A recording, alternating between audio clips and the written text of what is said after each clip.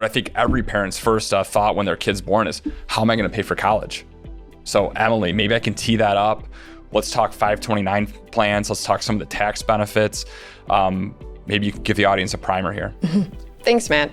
So especially with the rising costs of education, I feel like this is really top of mind for parents with kids of all ages, but especially when they're first starting their family, wondering what are college costs going to be in the future.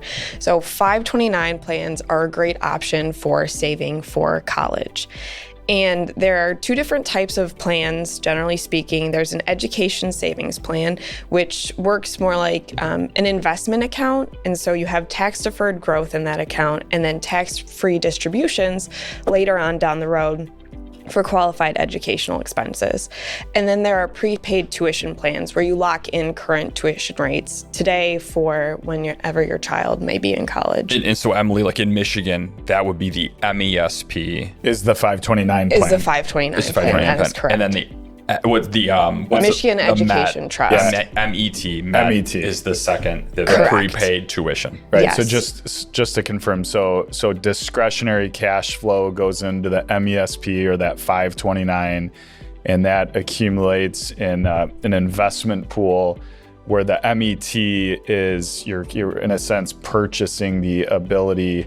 You're purchasing the future cost of education today. Correct. At a discounted rate, but it's not invested. It's just, it's kind of a guarantee that tuition will be covered in the future. Correct, exactly. And so really when choosing between the two, you could look at it as, do you believe the markets or these potential investments will outpace whatever inflation is if you're trying to decide between the two?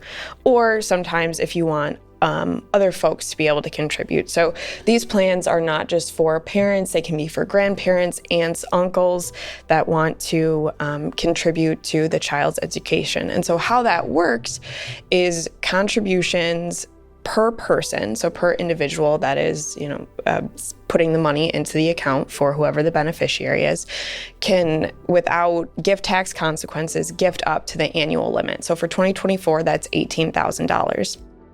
And that would be per person. So if you have two parents that want to do it, it could be $36,000. And you can gift beyond that if you wanted. There's actually an option to super fund. And so that's where you can make 5 years worth of contributions at one time. So theoretically, if you had a couple, whether it be parents or even grandparents, based on current gift limitations, could put $180,000 right now into a 529 plan for a child or a grandchild. By pulling forward the future 5 years of contributions. Correct. So that means you couldn't, let's say you didn't do the full 180 for the couple that's allowed and you did 100,000.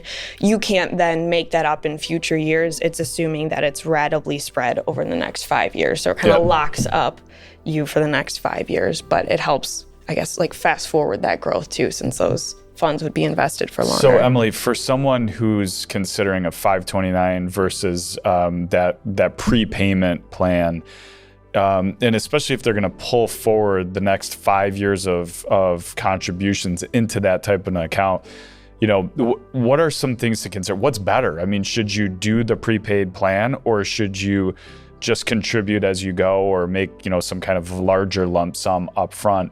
I mean, I guess when I'm going to ask the question, then I'll tee it up.